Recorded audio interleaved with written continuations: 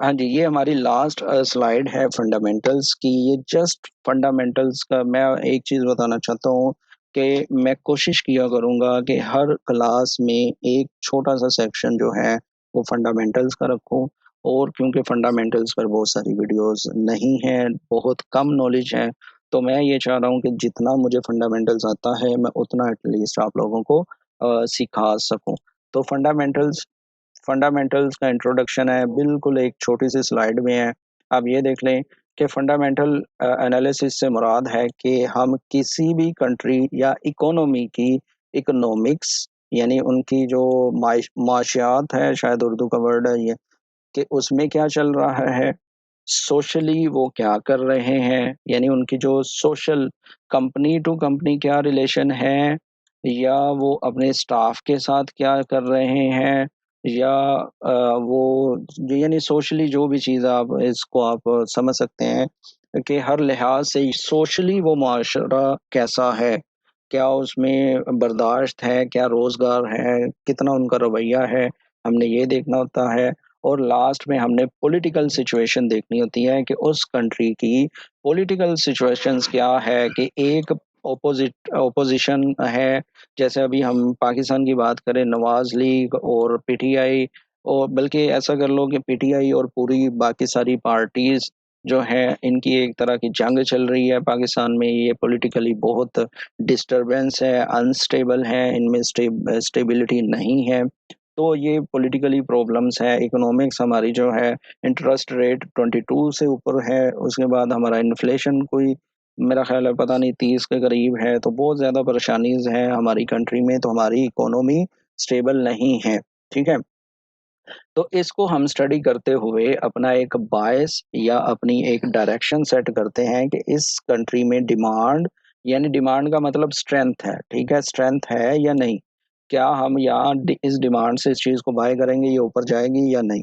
दूसरी तरफ है जी सप्लाई, यानी उस कंट्री में जो डिमांड थी वो पूरी हो चुकी है, अब ये सप्लाई की तरफ है, तो अब ये नीचे को जाने वाली है।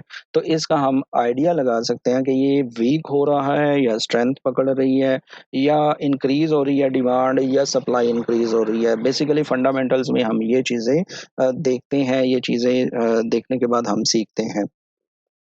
ठीक है, अब ये जब इकोनॉमिक्स हमारी अच्छी ना हो, सोशल और पॉलिटिकली हमारे मसले हो, तो डेफ़िनेटली हमारी करेंसी जो है वो वीकनेस का शिकार होगी, और वो वीक होगी, उसमें स्ट्रेंथ वग़ैरह नहीं होगी। तो फिर हम ये आइडिया लगा सकते हैं कि स्ट्रेंथ है या वीकनेस, ठीक है? इकोनॉमिक्स से मुराद है कि अब थोड़ा-सा, यानी ये तीनों चीज़ों को मैं हाइलाइट करने लगा हूँ कि पहले मैंने कहा इकोनॉमिक्स, इकोनॉमिक्स की थोड़ी-सी तारीफ़ है यहाँ पे। इकोनॉमिक्स से मुराद है कि उस कंट्री के इकोनॉमिक्स इंडिकेटर्स। अब मैं ये 3 चीज़ें बताने लगा हूँ, जैसे मैंने अपने टीचर से सीखा। मैं अगर इकोनॉमिक्स इंडिकेटर यूज़ करूँ, रिस्क इवेंट्स यूज़ करूँ, या डेटा यूज़ करूँ, तो बेसिकली मैं इसी का ही बात कर रहा हूँगा, ठीक है? या आप आर्टिकल पढ़ेंगे तो अगर वहाँ पे रिस्क इवेंट्स लिखा हो तो आपको पता होना चाहिए कि ये इकोनॉमिक्स इंडिकेटर्स या डेटा की बात हो रही है, जो हम मुख्तलिफ वेबसाइट से देखते हैं। फॉरेक्स फैक्ट्री होगी, इन्वेस्टिंग डॉट कॉम हो गया, एफएक्स स्ट्रीट और बहुत सारी अदर वेबसाइट जो हैं उनसे देखते हैं, ठीक है? इसमें एनएफपी, एडीपी और सारे इंडिकेटर्स हैं। इसमें जीडीपी का डाटा आता है, PPI, CPI, retail sales, interest rate, जितना भी हम इंडिकेटर्स देखते हैं, ये सारा इकोनॉमिक्स में आता है, ठीक है? इसी तरह अगर हम सोशल से करें तो कंपनी रिलेशंस, उस कंट्री में कितनी कंपनीज़ हैं और वो कितना काम कर रही हैं, और उनके रिलेशंस कैसे हैं, वो इम्पोर्ट कर रहे हैं, वो एक्सपोर्ट कर रहे हैं, तो ये सारी चीज़ें उसमें आ जाती हैं, ठीक है? तो इसके बाद आता है लास्ट में पॉलिटिक्स। तो यानी मैंने लिखना था पॉलिटिक्स में पॉलिटिशियंस वगैरह लिखना था, चलें ख़ैर जो भी हो गया।